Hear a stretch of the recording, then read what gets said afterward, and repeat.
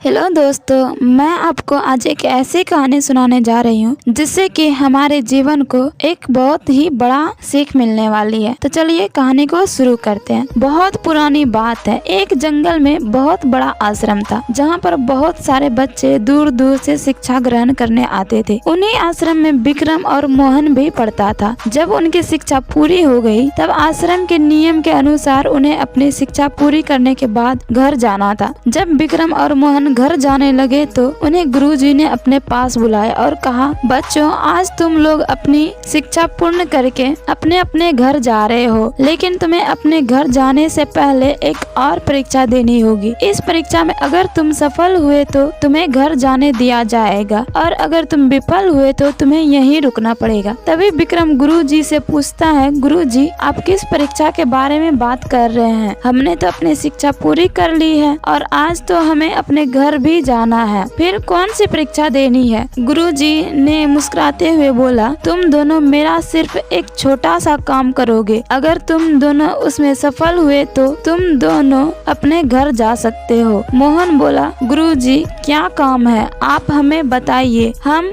अवश्य ही उस काम को पूरा करेंगे। गुरुजी ने उन दोनों को बड़े ही ध्यान से देखा, फिर मुस्कुराए और बोले, बच्चों, तुम दोनों को मैं कबूतर देता हूँ और तुम दोनों को इस कबूतर को मारना है। तुम इसे ऐसी जगह पर मारना जहाँ तुम्हें कोई देख न रहा हो। फिर विक्रम और मोहन दोनों ही उन दोनों कबूतरों को लेकर अलग अलग दिशा में चले जाते हैं। विक्रम अपने कबूतर को लेकर एक सुनसान गुफा में जाता है और वहाँ जाकर देखता है कि उस गुफा में कोई नहीं है। उसने कहा, अगर मैं इसे यहाँ मार दूंगा तो किसी को पता भी नहीं चलेगा। यह कहकर विक्रम उस कबूतर की गर्दन मरोड़ कर उसे मार देता है और फौरन गुरुजी के पास आश्रम में जाता है। गुरुजी के पास जाकर विक्रम कहता है, गुरुजी, मैंने उस कबूतर को मार दिया है, अब तो मैं घर जा सकता हूँ ना? मैं इस परीक्षा में सफल हो गया हूँ। गुरुजी उस मरे हुए कबूतर को हाथ में लेकर थोड़े परेशान हो जाते हैं और कहते हैं, देखो विक्रम, मैंने तुम्हें और मोहन दोनों को यह काम दिया था, लेकिन मुझे लगता है कि तुम अभी भी इस परीक्षा के परिणाम के लिए मोहन के आने का इंतजार करो। मैं तभी अपना फैसला सुना पाऊंगा।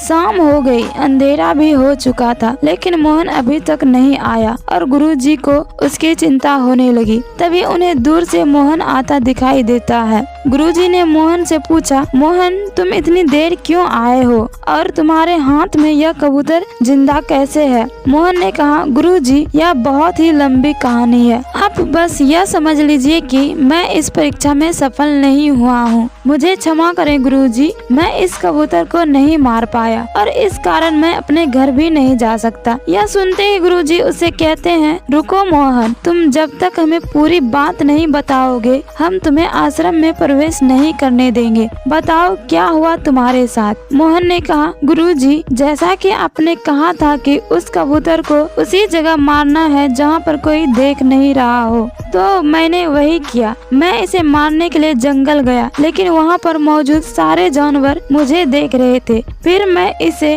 जंगल के और अंदर ले गया। वहाँ पर जानवर तो मौजूद नहीं थे, लेकिन सारे पेड़ पौधे देख रहे थे। इसके बाद मैं इसे समुद्र पर ले गया तो वहाँ पर सारी मछलियाँ और समुद्र देख रहा था। और जब मैं इसे मारने के लिए पहाड़ पर ले गया तो वहाँ पर सन्नाटा देख रहा था। इसके बाद मैं इसे एक गुफा के अंदर ले गया तो वहाँ मुझे अंधेरा देख रहा था और सबसे बड़ी बात तो यह थी कि मैं इसे मारते हुए खुद देख रहा था। गुरुजी मोहन की बात सुनकर मुस्कुराए और उससे कहा, मोहन, तुमने तो सबसे बड़ी शिक्षा ग्रहण की है। जो मैं तुम्हें समझाना चाहता था वह तुम समझ गए। तुमने इस कबूतर को इसलिए नहीं मारा कि तुम्हें सब एकांत में भी देख रहे थे। एकांत में भी यही हमारा भय है जो हमें गलत काम करने से रोकता है। अगर हम सब कुछ भी गलत काम करने से पहले यह सोच लें कि हमें कोई न कोई देख रहा है तो हम गलत काम नहीं करेंगे। बस यही मैं तुम्हें समझाना चाहता था और तुम बहुत अच्छे से समझ गए हो। अब तुम